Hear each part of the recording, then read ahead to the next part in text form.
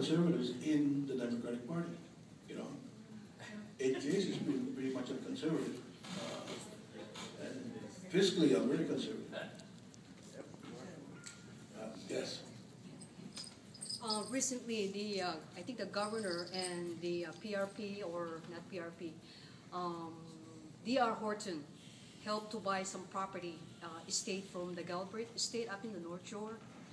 And my question to you is, with all these developments, the LUC, the PLDC, what would you think about the changes, or if there's any changes going to happen in Hawaii with the Tesoro closing?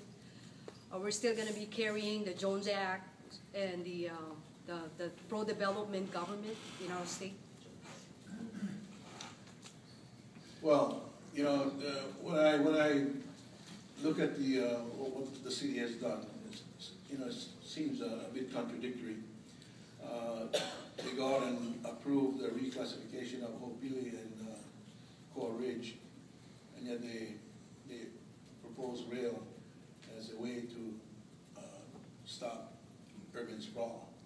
Now, when you propose development of Coal Ridge and Ho'opili, you're creating urban sprawl because those houses are going to be single-family units. You know?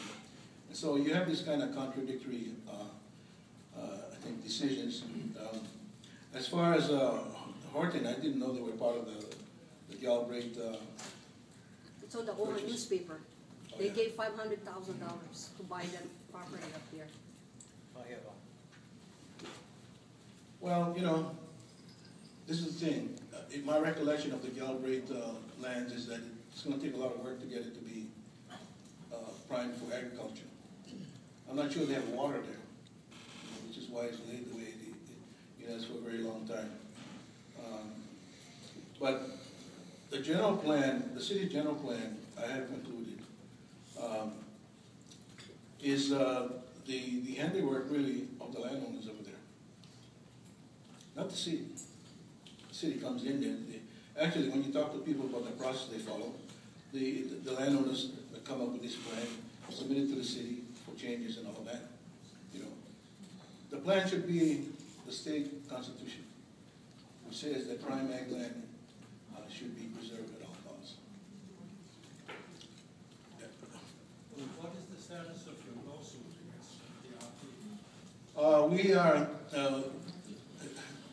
their mainland lawyers have filed a motion to remove the case from state to federal court.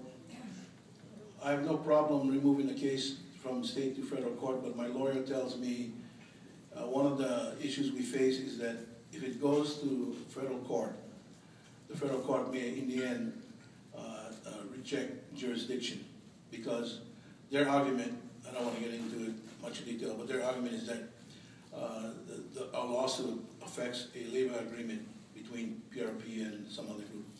And, you know, we think that's a bogus thing. I think that the lawyers are just cranking up the cost on this thing. So I think that maybe in about a month or so, we will be taking depositions and doing some discovery. I told my wife, I'm going to have to do this because, you know, they spent $4 million attacking me and not talking about the issue. This is, you know, a degradation of the process to me. And if they can do it to me, this is the way I feel. If they can do it to me, just imagine what they can do to younger politicians who have aspirations for higher office. Who the hell would want to run for office if this is going to happen? So we're going to take this to the end. And I have two good lawyers.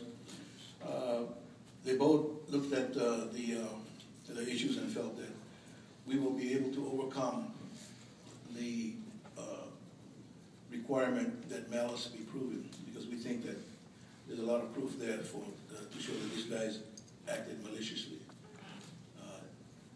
I'm a public figure. It's not easy to file this lawsuit, but I think one of the things that one of the benefits we're going to get out of this is we'll be taking depositions. And we'll be finding out who is behind it, where it goes, how high it goes, or whatever. Nice. Hey, Jay. First, to thank you for being so consistent as you attempt to recruit Liz. As his position, as you were Lieutenant Governor, we'd have chats every so many months. He would always offer me a party card, so you'd be very consistent. But he got Gabbard, Awana, and I think a Sparrow and a few others, so you got a good record. I also wanted to thank you for generally kind words for a coalition which heretofore in the House, you've got the Senate example, but heretofore in the House, we've never had this. And I think we should just, let's see what happens. In the matter of the next probably 30 or 40 minutes, they will make a decision whether it coalesces or it cracks and it's off. So the big powwow between the Democratic factions is, as we speak, probably within the next hour. But my question is, you took $4 million of hits. We're told as we run, and naively so, negative campaigning doesn't work. You can't do that. People of Hawaii won't put up with it. You took $4 million worth of hits. How did that tell you about the future of politics and now the Cayetano precedent, if you will? And Ben, by the way, if you can take that much and still get that kind of a turnout, that many points, you're an Iron Man and much more capable than what your numbers indicated in the election. Well, I think their strategy, they only had to get a certain percentage, you know, and I think that there are a lot of people who voted for me because they remember when I was governor. You know, they may have thought I was a jerk, but I don't think anybody thought I was dishonest. and I thank them for that. No, after a while, you know, it's not easy because you know your family is affected, and you know there's not much you can do except file a lawsuit. I mean, they no longer allow dueling. You know what I mean?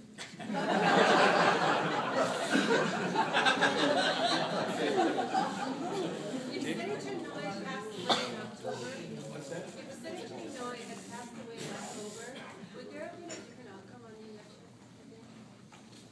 No, I really don't think so. I think that if anything, people would have tried to support his choice, you know, out of sentiment or respect for him. Senator Inouye was an incredible person. You know, I mean, he was very very shrewd in what he did. Ben, why did he support rail? With everything you said about it, that it was no good for the city, it wouldn't get jobs, it wouldn't help this, it wouldn't help that. Why did he support it? Well, I think that, you know, Congressman Abercrombie, when he was a congressman, and I had a long talk with him about rail, you know, he said, you know, our philosophy, the congressional delegation, is to leave the decision on the merits to the local government. And when they come and say, we need this much money, we go and do our best to get it. And I think that that Senator Inouye, that was his philosophy. One of the big mistakes I made was saying that the guy was at the 30,000 foot level, you know, and which I thought he was, because he was such an important chair, you know. Well, I think a lot of people believed you and agreed with you on that.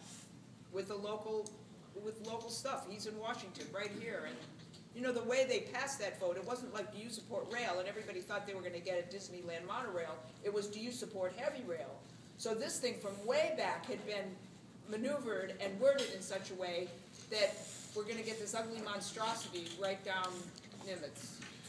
Well, 20 years from now, it'll create jobs when our grandkids tear it down.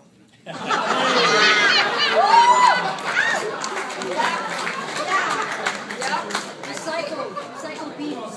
Yeah, recycle. Beans, yes. Recycle. That's where the bean comes. From New York told us that New York is scoring everything that's elevated down. That's right. That's right. Governor, when you write your next book, Ben 2, would you put it on Kindle? It's on Kindle now. Oh, good. Well, I already bought it. I already bought that one. Okay. It's on Kindle, but you definitely have another book in you, I think. I at bet. least, yeah. Oh, well, I hope so. I'll see. Bill? Governor, Hawaii legislature has enacted its own version of the CACA bill. New congressional delegation has just said that they're going to support the CACA bill in Congress. How do you see the Hawaiian separatist and sovereignty in a CACA bill ending up finally? Well, the state can't grant sovereignty to anybody, you know, and the only way it can be done, as you know, is through a treaty or through the constitutional, the U.S. Constitution. I think that it's basically to try and satisfy the group among the Hawaiians who want to see something like that, give them some hope. But I've expressed my feelings to Clayton and others, and I said, you know, anybody takes this thing to court, I don't think they'll have a prayer. And so, you know, that's how I feel. Look, I'm born and raised here. I've got nowhere else to go. You know, I can't go back to the Philippines because I'm from here. And the way I feel, and the way I've always felt, is that I have the same rights as anyone to this land. That's how I feel.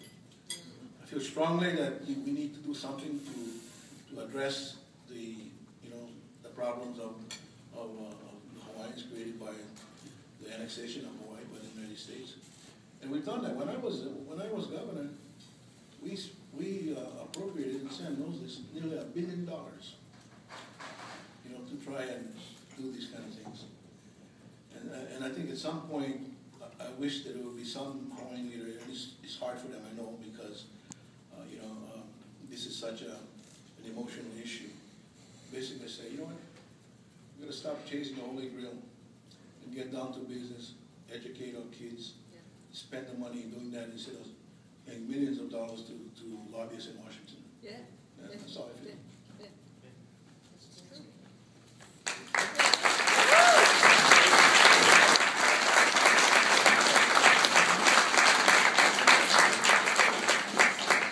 Thank you, Governor. I told you he'd tell you, from his heart. But Liz, stay in the party, okay? I'll work with you. Ben, our Republican. Governor, we have just a few things for you, and we want to thank you again for not only taking time today, but all the things that you have done in the wonderful campaign that you ran. And as I told you, you'd never be a loser. You're always a winner. We appreciate that. And here's a little something that you and Vicki can put by the top of the fireplace. This is a picture of you, Governor, with two beauty queens a couple of years ago. Who is So, I it? know you want to take care of that. You were younger then, but no taller. So we appreciate everything you've done.